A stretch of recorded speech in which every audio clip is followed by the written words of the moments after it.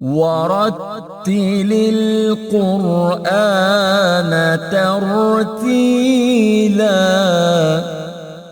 بسم الله الرحمن الرحيم. الحمد لله والصلاة والسلام على سيدنا رسول الله وعلى آله وصحبه ومن والاه. يا مرحب بمتابعينا على قناة هاني زيتون. الفيديو اللي فات المقامات الثلاثة الإجابات كانت كالتالي: الأول كان مقام الكرد، الثاني كان مقام الحجاز، والثالث كان مقام العجم.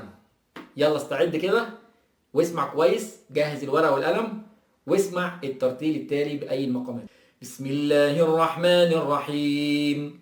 الذين كفروا وصدوا عن سبيل الله أضل أعمالهم، والذين آمنوا وعملوا الصالحات وآمنوا بما نزل على محمد وهو الحق من ربهم كفر عنهم سيئاتهم وأصلح بالهم، ذلك بأن الذين كفروا اتبعوا الباطل وأن الذين آمنوا اتبعوا الحق من ربهم، كذلك يضرب الله للناس أمثالهم.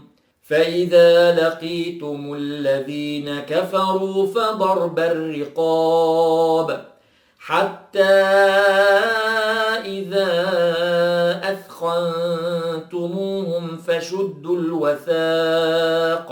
فشدوا الوثاق فإما منا بعد وإما فداء حتى تضع الحرب أوزارها، ذلك ولو يشاء الله لانتصر منهم ولكن ليبلو بعضكم ببعض، والذين قتلوا في سبيل الله فلن يضل أعمالهم، سيهديهم ويصلح بالهم ويدخلهم الجنة عرفها لهم.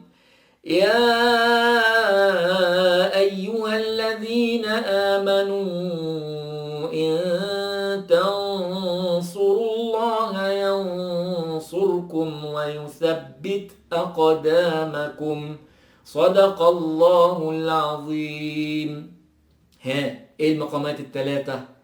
انتظروا الإجابة إن شاء الله في الفيديو التالي. نشكركم ونستودعكم الله، والسلام عليكم ورحمة الله وبركاته. ورتل القرآن